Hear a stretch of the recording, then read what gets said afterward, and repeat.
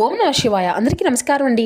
ఈరోజు ఈ వీడియో ద్వారా మీనరాశి వారి యొక్క జాతక ఫలితాల గురించి తెలుసుకుందాం. వీరి యొక్క జీవితానికి సంబంధించినటువంటి ప్రధానమైనటువంటి అంశాలు ఏమిటి, అదేవిధంగా 2026 సంవత్సరం జూలై 22వ తేదీ బుధవారం రోజున మీ జాతక ఫలితాల ఆధారితంగా గమనించినట్లయితే ప్రధానమైనటువంటి అంశంలో భాగంగా మీ జీవితంలో సాయంత్రం 6 తర్వాత జరిగేటువంటి ఒక పెను మార్పు గురించి అయితే తప్పకుండా తెలుసుకుందామండి.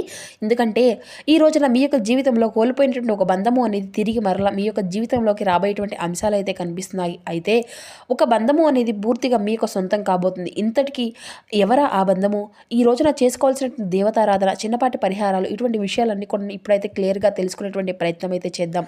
ఇక ముఖ్యంగా వివరాలకు వస్తే కనుక మీన రాశి అనేది రాశికలోని 12వ రాశి. పూర్వభద్ర నక్షత్రం 4వ పాదం, ఉత్తరభద్ర నక్షత్రం 1, 2, 3, 4 పాదాలు, రేవతి నక్షత్రం 1, 2, 3, 4 పాదాల్లో జన్మించిన వ్యక్తులు ఈ యొక్క మీనరాశి పరిధిలోకి వస్తారు. ఈ యొక్క మీనరాశి అధిపతి గురువు. ఇక ముఖ్యంగా చెప్పాలి అంటే ఈ రోజున సాయంత్రం 6 తర్వాత మీ యొక్క జీవితంలోకి ఒక మంచి మార్పు అనేది తప్పకుండా కనిపిస్తుందండి. ఏ బంధం కోసం అయితే మీ గుండెల్లో ఉన్నటువంటి బరువు అనేది పూర్తిగా దిగిపోబోతుంది. బయటకు మీరు చాలా గంభీరంగా పంతంగా కనిపిస్తారు. కానీ ఎవరికైనా కానీ మిమ్మల్ని నొప్పించే విధంగా మాట్లాడితే మాత్రం మీ యొక్క అహంకారము, ఈగో అన్నీ కూడాను పక్కన పెట్టేసి చాలా బాధపడతారనమాట.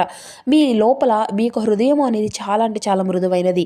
మీరు నమ్మించినటువంటి బంధాలు, అలాగే మీరు బాగా అంటే నచ్చినటువంటి మనసిచ్చినటువంటి మనుషులు మీకు దూరం అయితే మీ యొక్క మనసు అంతా కూడాను రక్తపు కన్నీరు కారుస్తూ బాధతో చాలా అంటే చాలా దుఃఖిస్తూ ఉంటాయన్నమాట. మరి రేపటి రోజున భగవంతుని యొక్క అనుగ్రహం లేదంటే గ్రహాల యొక్క కదలికల్లో వచ్చేటువంటి మార్పుల వలన మీ యొక్క నిర్దిశ వేదన అనేది భగవంతుని వరకు చేరుతుందో లేదంటే ఏదో ఒక తెలియదు. కానీ గత కొన్ని రోజుల్లో, కొన్ని నెలలుగా ఒక వ్యక్తి, ఒక స్త్రీ కావచ్చు లేదంటే పురుషుని కావచ్చు, వారి యొక్క జ్ఞాపకాలతో మీరైతే ఈ మధ్య కాలంలో ఎక్కువగా సతమతం అయిపోతూ ఉంటున్నారు. అంతా కూడాను నా యొక్క తలరాత, ఆ వ్యక్తి నాకు దక్కేటువంటి యోగము అనేది లేదు, వారితో అనవసరంగా అలా మాట్లాడవలసింది కాదు, వారితో నాకంటూ ఒక గొడవ అనేది పూర్తిగా తొలగిపోయి మేమిద్దరం బాగుంటే బాగుండు అని చెప్పేసి గత కొన్ని రోజులుగా మీరైతే ఆ యొక్క భగవంతుని అయితే వేడుకుంటూ భగవంతుని మీ యొక్క మాటలు విన్నాడా అన్నట్లుగా ఈ రోజున మీకైతే ఒక సమాధానము అనేది దొరకబోతుంది. అలాగే కొత్త ఆరంభము అనేది మీ యొక్క జీవితంలో ఒక సమయము అనేది కూడా రాబోతుంది అని కూడా చెప్పుకోవచ్చు. మరి ఆ యొక్క అద్భుతమైనటువంటి ఒక మంచి సమయం అనేది ఈ రోజున మీకు సాయంత్రం 6 గంటల తర్వాత మీ యొక్క జీవితంలో ప్రారంభం కాబోతుందండి. మరి ఆ యొక్క బంధం ఏమిటి, ఎందుకు ముగిసిపోబోతుంది అనుకున్నటువంటిది అంతా కూడా, అసలు ఆ యొక్క బంధం ఏంటి, మీ యొక్క జాతక గ్రహాల యొక్క అనుకూలత అనేది ఏ విధంగా ఉండబోతుంది అనేది అయితే తెలుసుకుందాం.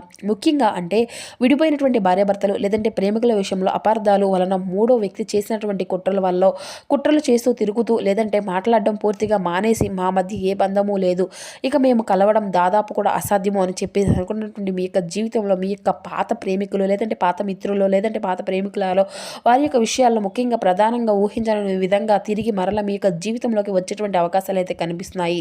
అలాగే దూరమైనటువంటి రక్తం పంచుకున్నటువంటి బంధాలు, ఆస్తి గొడవల్లోనూ లేదంటే చిన్న చిన్న అహం వలన కొన్ని సంవత్సరాలుగా మాటలు లేనటువంటి మీ యొక్క సొంత అన్నదమ్ములు కావచ్చు లేదంటే అక్క చెల్లెలు కావచ్చు, తల్లిదండ్రులు కావచ్చు, ఇలా ఎవరికైనా కానీ ఊహించని విధంగా మీ జీవితంలో తిరిగి మరలా ఒక బంధము అనేది తిరిగి మరలా రాబోతుందన్నమాట. ద్రోహం చేసి వెళ్ళిపోయినటువంటి పాత స్నేహితులు, మీకు వెన్నుపోటు పొడిచినటువంటి కొంతమంది వ్యక్తులు తిరిగి మరలా బాగా ఈ రోజున మీకు దగ్గర అయ్యేటువంటి మంచి అవకాశం అయితే కనిపిస్తుందండి. మీ జీవితం నుండి శాశ్వతంగా వారు తిరిగి వెళ్ళిపోయారు అనుకున్నటువంటి ఆ యొక్క వ్యక్తులు తిరిగి మరలా మీ యొక్క జీవితంలోకి ఈ రోజున వస్తారనమాట.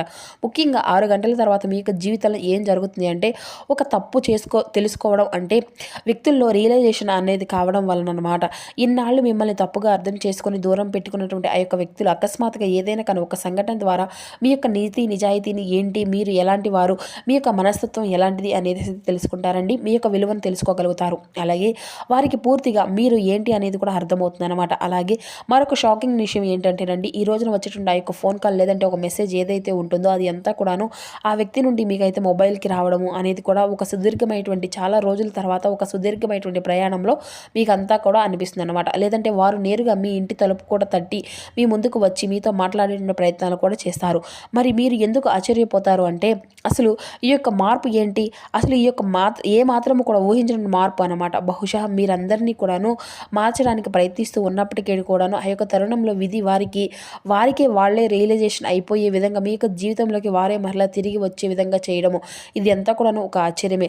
మరి ఈ యొక్క కలయిక మీ యొక్క మనసులో పాత విషయాలన్నింటినీ కూడాను ఒక్క క్షణంలో మాయం చేసేటువంటి అవకాశం అయితే ఉంది. ముఖ్యంగా ఈ రోజున మీరు చేసిన ప్రతి ఒక్క చిన్న ప్రార్థన, పూజ, పరిహారం 1000 రెట్లు మంచి ఫలితాన్ని అయితే కల్పిస్తుంది. ముఖ్యంగా చెప్పాలంటే ఈ రోజున శుక్రగ్రహం యొక్క అనుగ్రహం అనేది శుక్రగ్రహ దృష్టి యొక్క 7వ ఇల్లు అంటే కళత్ర అలాగే బంధు స్థానంపై ఉండడం వలన ఈ రోజున మీ యొక్క బంధువుల యొక్క కలయిక అలాగే మీ యొక్క జీవితంలో తొలగిపోయినటువంటి బంధువులు వచ్చేటువంటి మార్పు ఇది అంతా కూడాను అత్యంత బలంగా పనిచేయబోతుందని కూడా చెప్పుకోవచ్చు. ముఖ్యంగా ఈ రోజున సాయంత్రం 6 దాటాక మీ యొక్క జాతకంలో ఉండేటువంటి ఒక పెద్ద కలశ దోషం ఏదైతే ఉంటుందండి అది అంతా కూడా తొలగిపోయి సౌభాగ్య యోగం అనేది మీకైతే పూర్తిగా అనుకూలంగా మారుతుందన్నమాట. దానివల్ల నెగిటివిటీ అంతా కూడాను పోయి అవతల వ్యక్తుల్లో ఉండేటువంటి మనసులో ఉన్నటువంటి ఆ యొక్క కుళ్ళు కుతంత్రాలు అలాగే వారు చేసినటువంటి ద్రోహం ఇది అంతా కూడాను తొలగిపోయి మీ పట్ల ప్రేమ పశ్చాత్తాపం ఇటువంటివన్నీ కూడా కలుగుతాయి అన్నమాట. అలాగే మీకు దీనివల్ల ఏం జరగబోతుంది అంటే పూర్తిగా మనశ్శాంతి అనేది లభిస్తుంది. ఒంటరితనము అనేది దూరం అవుతుంది. సమాజంలో మీ యొక్క పరువు కూడా నిలబడుతుంది. ఆ యొక్క వ్యక్తులు తిరిగి రాగానే మీ యొక్క పాత కోపాలు అలాగే ఈగోలు అలాగే తెలియని నిరాశ ఇటువంటివి అన్నీ కూడా పూర్తిగా తొలగిపోతాయి. ఇన్నాళ్ళు అసలు ఎందుకు ఈ విధంగా చేశాను అని చెప్పేసి వారిలో నిలదీసేటువంటి ప్రయత్నం కూడా చేయండి. ఇక అలాగే మీరు చేసుకున్నటువంటి గతంలో చేసినటువంటి తప్పులను కూడా గురించి మరలా చర్చించకండి. మీరు అలా చేస్తే మరలా తిరిగి వచ్చినటువంటి ఆ యొక్క వ్యక్తులు తిరిగి కోల్పోయేటువంటి అవకాశాలు కూడా ఉన్నాయి. ఆ యొక్క బంధం మరలా మొక్కలయ్యేటువంటి అవకాశాలు అయితే కనిపిస్తూ ఉన్నాయి. కాబట్టి ఈ రోజున ముఖ్యమైనటువంటి జాగ్రత్తలు కూడా విషయానికి ఏంటంటేనండి ఈ వ్యక్తులు మీకు జీవితంలోకి రావాలి అనేటువంటి ప్రయత్నిస్తే రానివ్వకండి.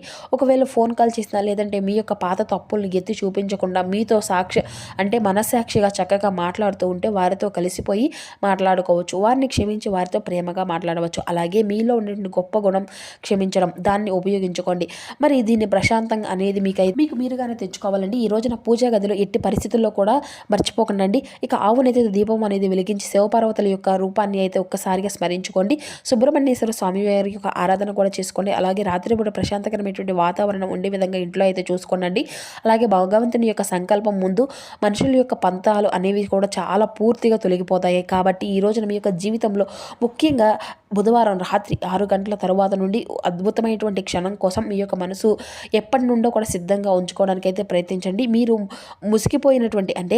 మునిగిపోయినటువంటి ఇంకంతా కూడా పూర్తిగా మాకు ఎటువంటి సందర్భాలు ఉండవు అనేసి చెప్పేసి అనుకునేటువంటి ఆ యొక్క బంధాలు ఏవైతే ఉన్నాయో అవన్నీ కూడాను మరలా తిరిగి వస్తున్నాయి. కాబట్టి మీరైతే తద్వారా మీ ఇంట్లో వచ్చేటువంటి ఆ యొక్క పండుగ వాతావరణాన్ని పూర్తిగా ఎంజాయ్ చేయడానికి అయితే ప్రయత్నించండి. అలాగే ఆ యొక్క ఫోన్ కాల్ను మనుషుల్లో కానీ లేదంటే మీరు దగ్గరలోకి వచ్చినప్పుడు మీకు కలిగేటువంటి ఆ యొక్క ఎమోషనల్ ఫీలింగ్ ఏదైతే ఉంటుందో తిరిగి మరలా మీ యొక్క జీవితంలోకి ఆ యొక్క బంధము అనేది వచ్చింది అనేటువంటి తెలియనటువంటి ఒక భావన మీ యొక్క మనసుకు చాలా హాయిగా ఇస్తుంది అన్నమాట.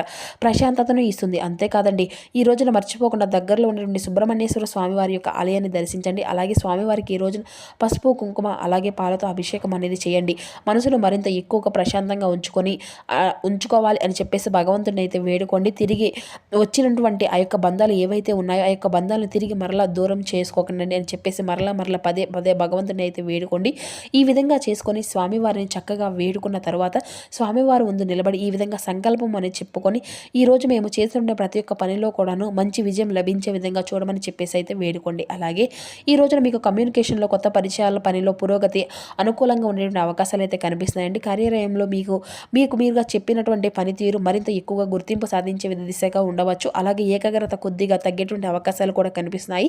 కాబట్టి ముఖ్యమైనటువంటి నిర్ణయాలు అనేవి తీసుకునేటప్పుడు జాగ్రత్తగా ఆలోచించనివి తీసుకోండి. అలాగే ఈ రోజున అనవసరమైనటువంటి ఖర్చులు నియంత్రించుకోండి.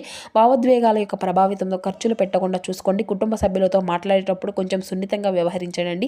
చిన్న చిన్న అపార్థాలు సులభంగా పరిష్కారం అనేది చేసుకోండి. మానసికంగా ఒత్తిడి అనేది తగ్గించుకోవడానికి ఈ రోజునైతే విశ్రాంతి అనేది తీసుకోవాలి. నిద్రపై శ్రద్ధ అనేది పెట్టండి. ఇక ఈ రోజున మీకు బాగా కలిసి వచ్చేటువంటి రంగులు ఆకుపచ్చ. అదృష్టపు సంఖ్యలో వచ్చేసి 3, 6. అలాగే ఈ రోజున మీరు తప్పకుండా ఒక చిన్న పరిహారం చేసుకున్నట్లయితే మీ యొక్క జీవితంలో ఎనలేనటువంటి సంతోషం అనేది కూడా తప్పకుండా మీరైతే పొందుకోగలుగుతారండి. ఈ రోజున ఉదయం శివపార్వతుల యొక్క అనుగ్రహము అలాగే శివపార్వతుల యొక్క పూజ చక్కగా చేసుకున్న తర్వాత మీ ఇంట్లోనే శుద్ధమైనటువంటి ప్రదేశంలోనే కూర్చొని ఓం నమ శివాయ ఓం నమో నారాయణాయ అనేటువంటి ఈ 2 మంత్రాలు 108 సార్లు అయితే జపించండి. అలాగే గణపతి యొక్క ప్రార్థన చేసుకోండి.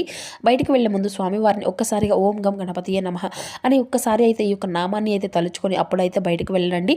పచ్చని వస్త్రము లేదంటే పచ్చ రంగు సంబంధించినటువంటి ఏదైనా కానీ వస్తువు ధరించి ఈ రోజున అంతా కూడా శుభంగా గణనీయంగా సాగిపోతుంది. పక్షులకు ధాన్యము ఆవులకు పచ్చగడ్డి లేదంటే అవసరమైనటువంటి వారికి ఈ రోజున ఆహారం దానంగా ఇవ్వడం ఈ రోజున మీకు ఇటువంటి చిన్న చిన్న పరిహారాలు పూజలు చేయడం వల్ల కూడా మునుముందు రోజుల్లో మరింత ఎక్కువగా మేలు కలిగేటువంటి అవకాశాలు అయితే అధికంగా కనిపిస్తున్నాయండి. తల్లిదండ్రులకు గురువుల యొక్క ఆశీర్వచనాలు కూడా తీసుకోండి. సాయంత్రం సమయంలో దొరికితే మీకు సమయం అనేది దొరికితే తులసి మొక్క దగ్గర దీపారాధన అనేది వెలిగించి ప్రార్థన అనేది చేసుకునండి. మరి తెలుసుకున్నారు కదండి. ఈ రోజున మీరు చేసుకోవాల్సిన పూజా విశేషాలు మరొక వీడియోతో కలుసుకుందాం. Thank you for watching.